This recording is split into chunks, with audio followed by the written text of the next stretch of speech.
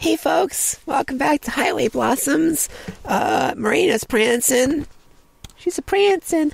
What are we gonna do? Well, I'm gonna take a nap. Oh, a bit of a hot snack. She stops. Huh? I'm tired, so I'm taking a nap for a little bit. I checked one of those pamphlets, and there's a tour at 6:30, so we'll just join that and then sneak off. Like, on our own? Yeah. Her eyes go wide again. Amber, you're a genius! I twist a lock of my hair around my finger and glance away. Her constant compliments are a little embarrassing, especially for stuff that seems so obvious to me. Thanks, it's not much of a plan, though. Yeah, but at least it's a plan. I thought we were gonna have to just give up or something. Nah. Rules are made to be broken, and all that. I feel a bit guilty that we'll be breaking rules specifically put in place because of people like us. But I can safely say that we'll be more careful than the average treasure hunter. Just picturing Mariah, I can easily see her smashing down ancient ruins in her search. But yeah, wake me up at 5:30, unless you're gonna nap too. Nope, I'm not tired anymore, so I'll just read some more. Alright. Good night. Night-night. I leave her up in the front as I head back to my bed and fall into it. After bunching up my blankets around me, it doesn't take long to fall asleep. Highway Blossoms! Woo!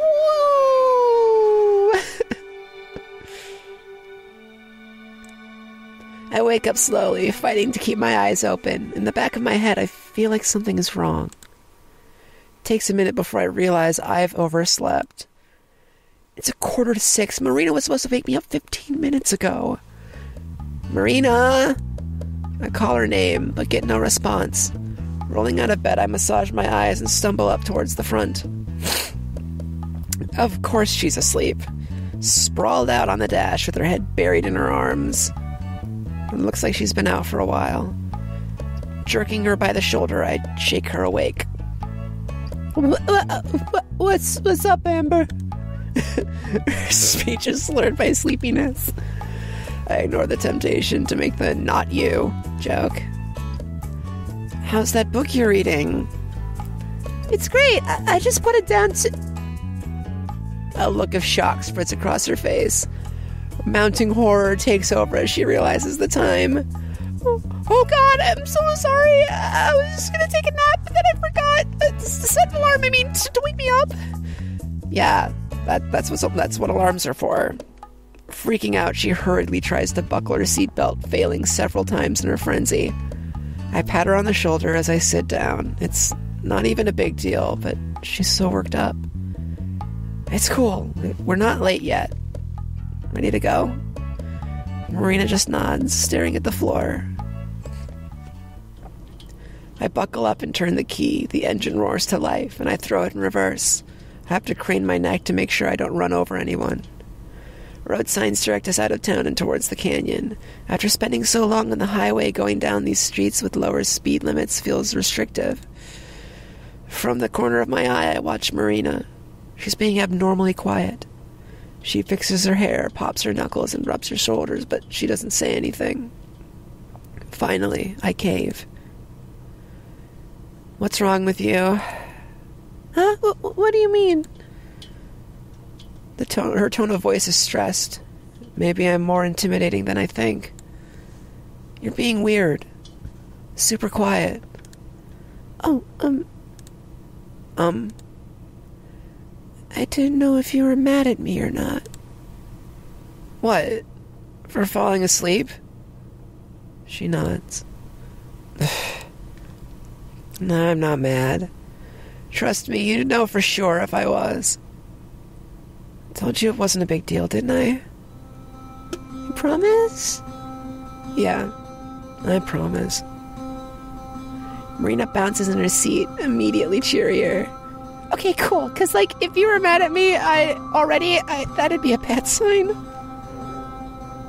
Sign of what? That we wouldn't be good partners. Treasure hunting buddies? Oh, we're partners now, are we?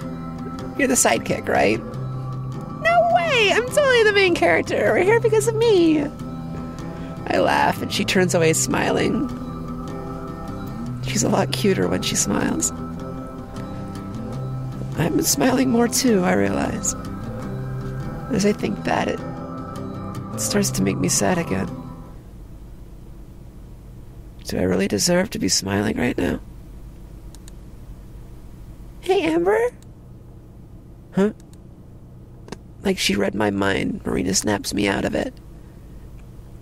Can we listen to Super Crush again? Or Sugar... Wait, what was it? What was the Beck? Yeah, Beck. Yeah, it is Super Crush. Okay. I'm not... You seriously liked that one? Super Crush was one of those groups that Gramps loved to show off to other people because they were so weird. All of the members played a different instrument on each album, so it was like a whole other band every time. Yeah, it was different, but in a good way. It's definitely true. With one hand on the steering wheel, I dig around the bin of tapes by my feet. I flick my gaze between that and the road, and eventually I find the one I'm looking for. It has a Halloween orange case with text that looks like slime. When it starts to play, Marina hums along. She's almost on key. I guess she liked it enough to remember how the songs go. I crank the volume up, earning a grin from Marina. The sound is tinny and distorted at this level. More distorted than usual, I mean. But it's also more fun. Our smiles last all the way until we roll into a nearly empty parking lot. As I turn the volume back down, I can tell she's thinking the same thing I am. Amber? Yeah? Shouldn't there be, other people waiting here? There probably should. What time is it? Marina twists around to check. At 6:20. What the hell? Did they start early? There are other cars around, but they're all unoccupied.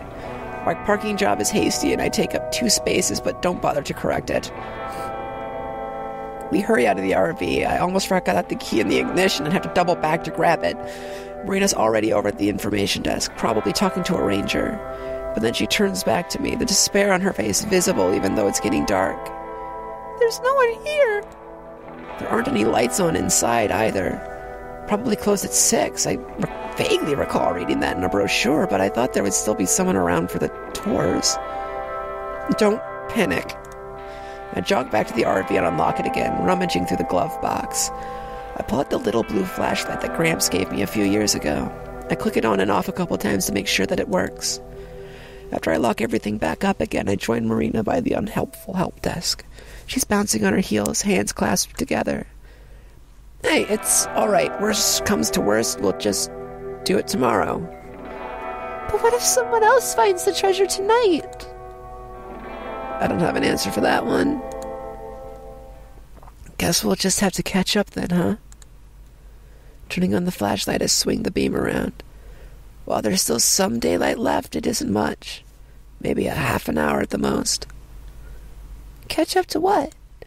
The tour group's silly. Even if we're late, they can't have left that long ago. And they'll be stopping a bunch, so we should be able to find them easily. By ourselves? Her voice is almost like a squawk, like a surprised parrot. Well, yeah, I don't see anyone else around, do you? Do you? I swivel around, illuminating nothing but rocks and bushes. Come on, it'll be fine. It's not like there are going to be bears or mountain lions this close to a parking lot. Those kinds of things live here? If she didn't know that, then what is she afraid of? Probably. I don't know, but come on, we're wasting time. Marina whimpers. Then, surprising me, she grabs my hand. Hers is sweaty and warm. I turn to look at her and meet her wide eyes. It looks like she might cry, and it makes me regret being so pushy. We don't have to do it if you don't want to. She shakes her head, but clings to me like a kid, her free hand buried in my clothes. If it were any brighter out, she'd see my face turn red. No, like I said, if we don't go now, someone else will beat us to it. Just stay close, okay? Yeah, of course. She lets me lead, but doesn't let go of my hand. A large wooden sign marks the start of the trail. So, are you scared? of the dark? No answer. But you were fine at Shiprock. That was different. Marina's arm jerks, but she doesn't let go. That was in a town with people and roads and no mountain lions. The temptation to tease her more is strong, but I don't. Every time a bird caws or something makes the brush shake, I feel her flinch a little. Somehow, even this side of her is cute too. A little childish, sure, but it's nice to have her rely on me to keep her safe. To take her mind off things, I make small talk. So, what are you going to do once you're filthy rich from the treasure? Sorry, what? I asked you what you'll do with your share of the treasure. Oh, I'm not sure yet. I haven't thought about it. We're out here looking, and you don't even have a plan for it.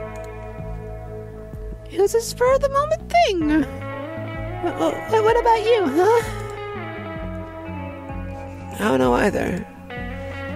Ha! See? I'm not... Yeah, but I wasn't planning on looking for it, you know? I haven't spent as much time thinking about it. I glance behind me to see Marina stick out her tongue. I laugh. But, let's see, I definitely had to pay off Graham's hospital and funeral expenses. After that, I guess I should probably get the motorhome fixed up. It's not going to break down on us or anything, but it's kind of old. Why not just buy a new one? Hell no! My response comes out snappier than I intended. It's just that it has sentimental value, you know? I'd rather keep that than buy a newer, better car. I grew up in that thing. I could never just replace it. After that, I'd probably just keep doing what I was doing before I met you. And what's that? Wandering. Don't you want to stop wandering sometime? My step slows down a bit. It's an innocent question, but it hits me hard. Not yet, no. I whisper it. Marina catches up next to me, dropping my hand as she does so.